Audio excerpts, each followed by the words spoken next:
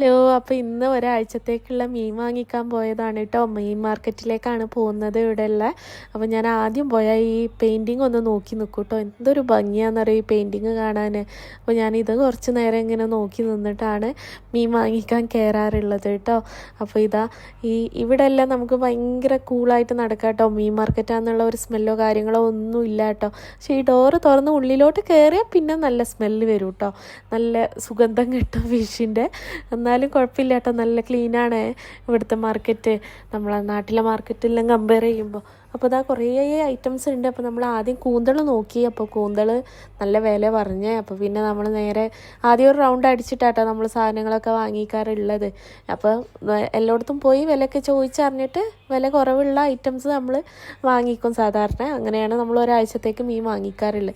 അപ്പോൾ ഈ മീനും ഉണ്ടായിരുന്നു. അപ്പോൾ ഇത് ഞാൻ കുറേ കാലമായി വാങ്ങിച്ചിട്ട്. അപ്പോൾ മത്തി വാങ്ങിച്ചിട്ടോ. മത്തി പക്ഷേ ഞാൻ ക്ലീൻ ചെയ്യാൻ കൊടുത്ത്. ബാക്കി പിന്നെ നമ്മുടെ ഫ്രൂട്ട് സെക്ഷനാണ്. ഇത് ഈ പറഞ്ഞ പോലെ തന്നെ എനിക്ക് കാണാനും ഭയങ്കര ഇഷ്ടമാണ് കേട്ടോ. ഇതിങ്ങനെ അറേഞ്ച് ചെയ്ത് വെച്ചത് കാണാൻ. അപ്പോൾ ഞാൻ എന്ന് ഫിഷ് വാങ്ങിക്കാൻ പോയാലും എന്തെങ്കിലും ഒരു ഫ്രൂട്ട്സ് ഇവിടുന്ന് വാങ്ങിക്കാറുണ്ട് കേട്ടോ. അധികം ഫ്രൂട്ട്സ് നമ്മൾ നെസ്റ്റോന്നോ ലുലു അല്ലെങ്കിൽ അങ്ങനെ സാധനം ഗ്രോസറി ഷോപ്പിങ്ങിൻ്റെ കൂടെയാണ് വാങ്ങിക്കാറുള്ളത്. ഇവിടുന്ന് വാട്ടർ മെലന് അല്ലെങ്കിൽ മസ്ക് മെലൻ അങ്ങനെ എന്തെങ്കിലും സിംഗിളായിട്ടുള്ള എന്തെങ്കിലും ഫ്രൂട്ട്സാണ് കേട്ടോ ഇവിടുന്ന് വാങ്ങിക്കാറുള്ളത്. അതും നമ്മൾ റേറ്റ് ചോദിച്ചിട്ട് ഏത് ഫ്രൂട്ടാണോ അവൈലബിൾ ഉള്ള അങ്ങനെ വീട്ടിലെത്തിയിട്ടുണ്ട്. അപ്പോൾ ഒരു സിങ്ക് നിറയെ മീൻ കിട്ടിയിട്ടുണ്ട് കേട്ടോ. അപ്പോൾ ഇത്രയും മീനുകളാണ് നമ്മൾ വാങ്ങിയത്. ഈ സാധനം ഉണ്ടല്ലോ നല്ല സൈസ് ഉണ്ട് കേട്ടോ. ഒരു 2 കിലോനോ 2.5 കിലോനോ എങ്ങാനും ഉണ്ടായിരുന്നു കേട്ടോ ഈ ഫിഷ്. നല്ല വലുതായിരുന്നു കേട്ടോ. അപ്പോൾ അത്രയും ഫിഷ് നമ്മൾ വാങ്ങിച്ചിട്ടുണ്ട്. അപ്പോൾ ആദ്യം നമുക്ക് മത്തി ക്ലീൻ ചെയ്ത് വെക്കാമെന്ന് വിചാരിച്ചു. മത്തി പിന്നെ ഞാൻ മുറിച്ചിട്ടാണ് വാങ്ങിയത്. 1 കിലോ മത്തി 2 കിലോ മത്തി മേടിച്ചിരുന്നു ഞങ്ങൾ. അപ്പോൾ 2 കിലോ മത്തി നമ്മൾ മുറിച്ച് കഴിയുമ്പോഴത്തേന് ഇവിടെ കിച്ചൺ പുറത്താണ്, ഭയങ്കര ചൂടാണ് കേട്ടോ. നമുക്ക് മുറിച്ച് അങ്ങ് ആയി കിട്ടൂല. പിന്നെ കുഞ്ഞമത്തിയായിരുന്നു. അപ്പോൾ അത് ക്ലീൻ ചെയ്ത് വാങ്ങിച്ച് മാറ്റി വെച്ചിട്ടുണ്ട്. പിന്നെ നമ്മുടെ ഞണ്ടാണ്. ഞണ്ട് പിന്നെ ഞാൻ ക്ലീൻ ചെയ്യാമെന്ന് പറഞ്ഞതാണ്. അത് അവർ ക്ലീൻ ചെയ്താൽ ചിലപ്പോൾ കാലൊന്നും ഉണ്ടാവില്ല. അതിൻ്റെ ആ ഒരു കഷ്ണം മാത്രമേ നമുക്ക് കിട്ടുള്ളൂ. അപ്പോൾ ഞണ്ട് ഞാൻ മുറിക്കുന്നതിൻ്റെ മുന്നേ ഇങ്ങനെ ഉപ്പിട്ട് നന്നായി ഒരതി കഴുകാറാണ് കേട്ടോ. മറ്റേത് നമ്മൾ മുറിച്ച് കഴിഞ്ഞിട്ട് പിന്നെ കഴുകുമ്പോൾ അതിൻ്റെ ഉള്ളിലെ ഇതെല്ലാം പോകുമല്ലോ. അപ്പോൾ അധികം ഞാൻ ക്ലീൻ ചെയ്യുന്നതിൻ്റെ മുന്നെയാണ് ഞണ്ട് കഴുകാറുള്ളത്. അങ്ങനെ ഞണ്ടൊക്കെ വൃത്തിയാക്കി എടുത്തതിൻ്റെ ശേഷം പിന്നെ ഒന്ന് വെള്ളത്തിലിങ്ങനെ നമ്മൾ കഴുകിയെടുക്കും കേട്ടോ. നന്നായി കഴുകൽ ക്ലീൻ ചെയ്യുന്നതിൻ്റെ മുന്നേ ആണ് അതിൻ്റെ പുറന്തോടൊക്കെ കഴുകിയെടുക്കുക. മറ്റേതോട് പിന്നെ നമ്മൾ കളയുകയാണല്ലോ ചെയ്യുന്നത്. എല്ലാവരും അങ്ങനെയൊക്കെ തന്നെ ആവും ചെയ്യാറുള്ളത്.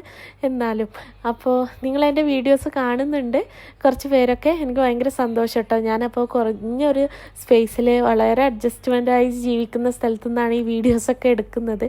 അപ്പോൾ അത് എസ്തെറ്റിക്കായ കാര്യങ്ങളോ അങ്ങനത്തെ കാര്യങ്ങളൊന്നും എനിക്ക് വീഡിയോയിൽ ഇൻക്ലൂഡ് ചെയ്യാൻ പറ്റില്ല. കാരണം അങ്ങനെ ഒരു സ്പേസിലല്ല ഞാൻ താമസിക്കുന്നത് കേട്ടോ. ചെറിയൊരു സ്പേസാണ്, ഷെയറിങ് കിച്ചണാണ്. അതുകൊണ്ടാണ് കേട്ടോ. അപ്പോൾ നിങ്ങൾക്ക് എൻ്റെ വീഡിയോസ് ഇഷ്ടപ്പെടുന്നുണ്ടെങ്കിൽ നിങ്ങൾ സബ്സ്ക്രൈബ് ചെയ്തിട്ട് നിങ്ങളുടെ അഭിപ്രായങ്ങൾ കമൻറ്റ് ചെയ്യണം കേട്ടോ. ഞാൻ ഓരോ ദിവസം ഇങ്ങനെ സബ്സ്ക്രൈബേഴ്സ് കൂടുന്നുണ്ടോ എന്ന് നോക്കി നിൽക്കുകയാണ്. അപ്പോൾ ഒരുപാട് ആഗ്രഹിച്ച് തുടങ്ങിയ ഒരു ചാനലാണ്. എനിക്ക് വീഡിയോസ് എടുക്കാനും ഇഷ്ടമാണ് കേട്ടോ. അപ്പോൾ ഞണ്ടെല്ലാം ക്ലീനാക്കി ഇങ്ങനെ ഊറ്റിയെടുക്കുന്നുണ്ട്. വെള്ളം കളഞ്ഞിട്ട് നമുക്കിനി പാക്ക് ചെയ്ത് വെക്കാം കേട്ടോ. ഞണ്ട് എല്ലാം കൂടി ഇന്ന് എടുക്കുന്നില്ല കേട്ടോ, ഇന്ന് മുറിച്ച് വെക്കുന്നുള്ളൂ. ഞാൻ അധികം ഫിഷ് കൊണ്ടുവന്ന് പിന്നെ ഒന്നിച്ച് ക്ലീൻ ചെയ്ത് ഞാൻ വെക്കാറുണ്ട് കേട്ടോ. പിന്നെ ഞണ്ടും റെഡി ആയിട്ടുണ്ട്. ഇനിയാണ് നമ്മുടെ താരത്തിൻ്റെ വരവ്. നല്ല സൈസ് ഉണ്ട് കേട്ടോ. എനിക്കത് സിങ്കിൽ നിന്ന് അങ്ങ് മുറിച്ചിട്ട് ആവുന്നില്ല. പിന്നെ ഞാൻ വിചാരിച്ചു ക്ലീൻ ചെയ്താൽ കൊടുത്താൽ മതിയായിരുന്നു എന്ന് വിചാരിച്ചു പോയി. കാരണം കത്തിയും വലിയ മൂർച്ചയില്ല, കത്രികയൊന്നും ഇതിൻ്റെ മുകളിലോട്ട് ആവുന്നില്ല. അപ്പോൾ ഞാൻ ഇതിൻ്റെ ഈ സാധനം കളയണമല്ലോ. ഇതിനെന്താ പറയുക, 100 100 അങ്ങനെ എന്തോ പറയുമല്ലോ. അത് ഈ സ്ക്രബ്ബറിൻ്റെ ഒരു പീസ് വെച്ചിട്ടാട്ടോ ഞാൻ ഉരത്തുന്നത്. കത്തി വെച്ചിട്ടൊക്കെ ഉരതിയിട്ടൊന്നും അതങ്ങ് ഇളകി പോകുന്നുണ്ടായിരുന്നില്ല. അപ്പോൾ ഈ സ്ക്രബ്ബറിൻ്റെ ഇത് വെച്ചിട്ട് ഉരതിയപ്പോൾ നന്നായി പോയിട്ടോ, ഒരു ഇതൊക്കെ പോയിട്ടുണ്ടായിരുന്നു. അങ്ങനെ കഷ്ണങ്ങളാക്കിയിട്ട് മുറിച്ചെടുക്കുകയാണ്.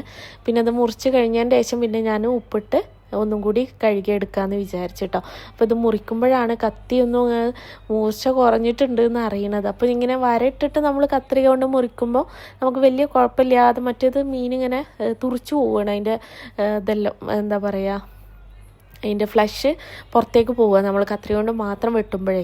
അപ്പോൾ നല്ല ഫോഴ്സ് എടുത്തിട്ടാണ് കേട്ടോ ഞാൻ ഇത് വെട്ടി ഇട്ടത്. അപ്പോൾ അത് കഴിഞ്ഞിട്ട് പിന്നെ ഞാൻ ഉപ്പിട്ടിട്ട് നന്നായിട്ട് കഴുകിയെടുത്തു കേട്ടോ.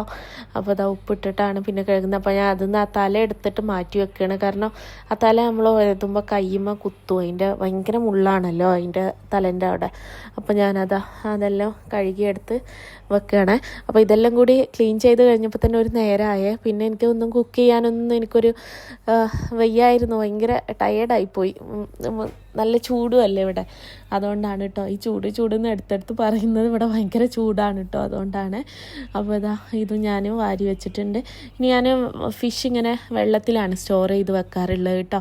പിന്നെ കായം തെച്ച് ഇങ്ങനെ സിപ്പ് ലോക്ക് ബാഗിലും വെക്കാറുണ്ട്. അപ്പോൾ ഞാൻ കഞ്ഞി വെച്ചു, കുറച്ച് ഫിഷ് എടുത്ത് പൊരിച്ചും ചെയ്തു കേട്ടോ. വേറെ ഒന്നും ഉണ്ടാക്കിയിട്ടില്ല, ഇത് മതിയല്ലോ. നല്ല മത്തി ഫ്രൈയും പിന്നെ കഞ്ഞിയായിരുന്നു കേട്ടോ. അതും കൂടി കുടിച്ചിട്ടാണ് പിന്നെ നമ്മൾ ഉറങ്ങിയത് കേട്ടോ. അപ്പോൾ അത്രയൊക്കെയുള്ള വിശേഷങ്ങൾ.